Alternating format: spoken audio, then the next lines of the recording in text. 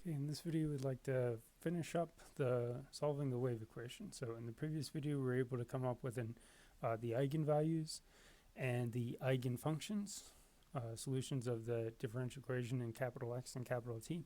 We also have one boundary condition we haven't used yet. Again, same story as the wave equation, we start with a slightly different dE, so at least one part of it has been different so far. We're going to continue from here. We're going to do our third step, which is combine our solutions.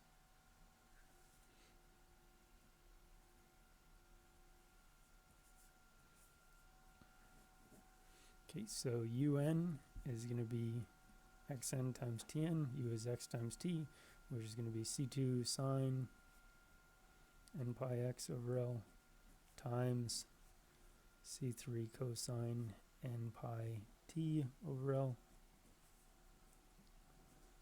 c4 sine n pi t over L. I keep saying it's really important that you get your x's and your t's straight. Hopefully looking at this and seeing that that one's a t, that one's an x and that one's a t, I can't even point right. It's really easy to get your x's and t's in the wrong spots. Be careful. Make sure you have a function of x and a function of t. Okay, so let's see. If we distribute this, c2 times c3 is just going to be another constant. So let's call that capital AN sine n pi x over L cosine n pi t over L plus c2 times c4 is another constant, bn sine n pi x over L sine n pi t over L. Okay, and so finally our combined solution u is going to be the summation starting at n equals 1 and going on to infinity of un, which means exactly the same thing that's written there. Am I too lazy to write that again? Yes, I am. Okay, we're not done though. This is really, I said u, but it's really u of x t, the function of x and t. We still have a boundary condition. When t is equal to 0, we should get f of x. So let's plug in t is equal to 0, and we should get f of x. Okay, so we got an, t is 0, so sine n pi x over L, t is 0, so cosine of 0,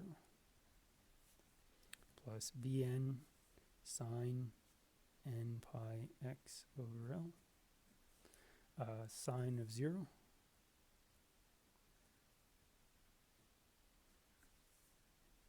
sine of 0 is 0, cosine of 0 is 1, and so f of x is equal to the sum of an sine n pi x over L.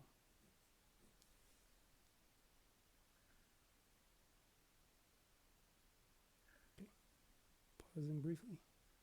Okay, so staring at this doesn't look too intimidating. This is your classic Fourier Sine Series.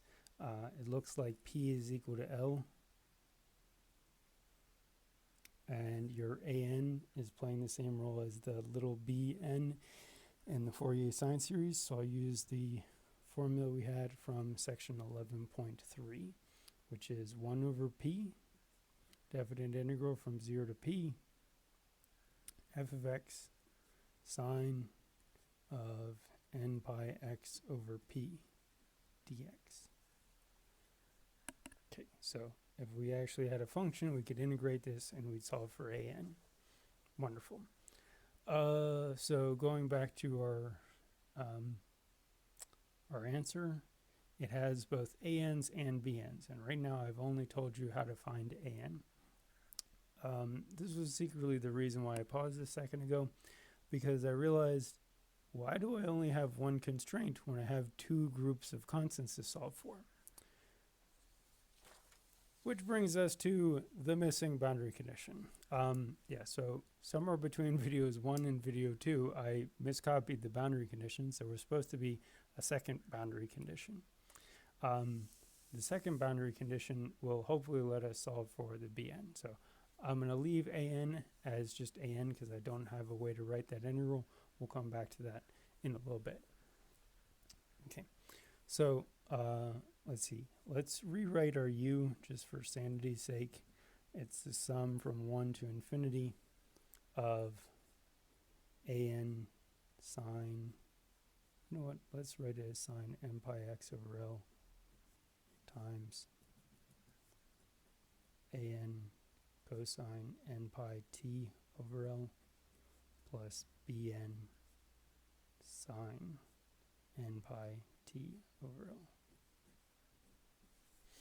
Okay. So in order to plug in this this boundary condition, we need to know the derivative of u with respect to t. So let's find that.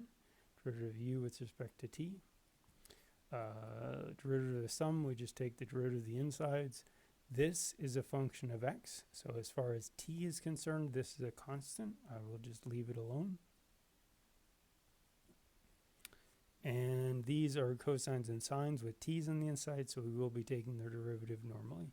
So derivative of cosine is a minus sine, and we'll have to use the chain rule and multiply by n pi over L.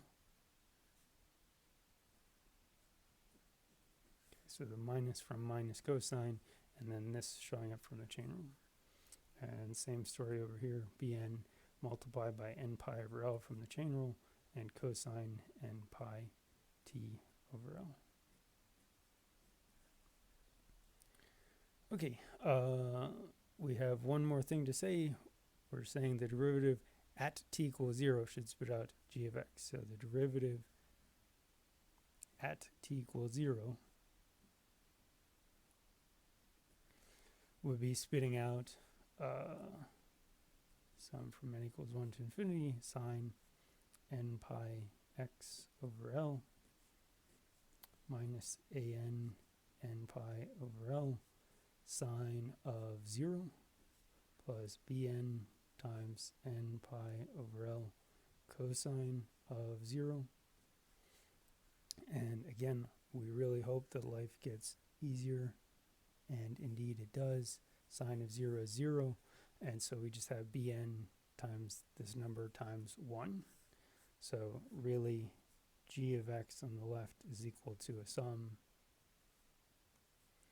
bn times n pi over L times sine n pi x over L. Okay, this again looks really similar to a Fourier sine series, but it's not quite because we have this extra n pi over L. So what we're going to do is we're going to say bn times n pi over L is the coefficient on sine in a sine series, which means that this whole thing is our little bn, which is same formula as before, 1 over L, definite integral from 0 to L, our function, which in this case is g, sine of n pi x over L dx. And so that means if we actually want to know capital Bn, different from little bn, we multiply by L over n pi. So multiply both sides by L, and these should cancel. Divide by n pi.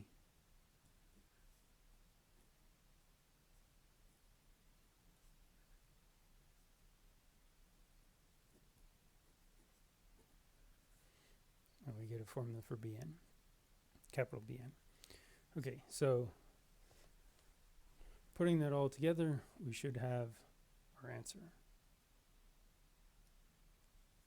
I feel like at some point I should have written down solve for constants. Step 4.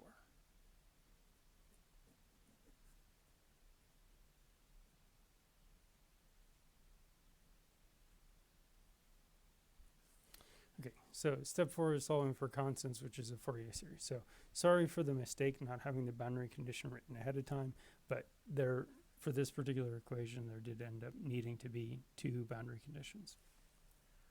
Sorry, 2 more boundary conditions, an f and a g. Okay, so putting that all together, our final answer is this u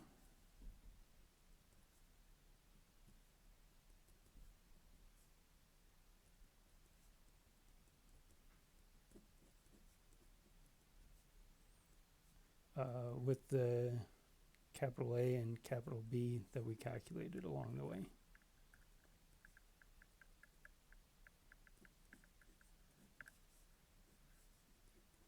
So an was 1 over L integral of f of x sine, and capital Bn was 1 over n pi g of x sine n pi x over L. Is it always going to be a sine series? No, not necessarily. Is it always going to look like this? Also, no, not necessarily. It really depends on what the original boundary conditions were. Okay, that's it for this video.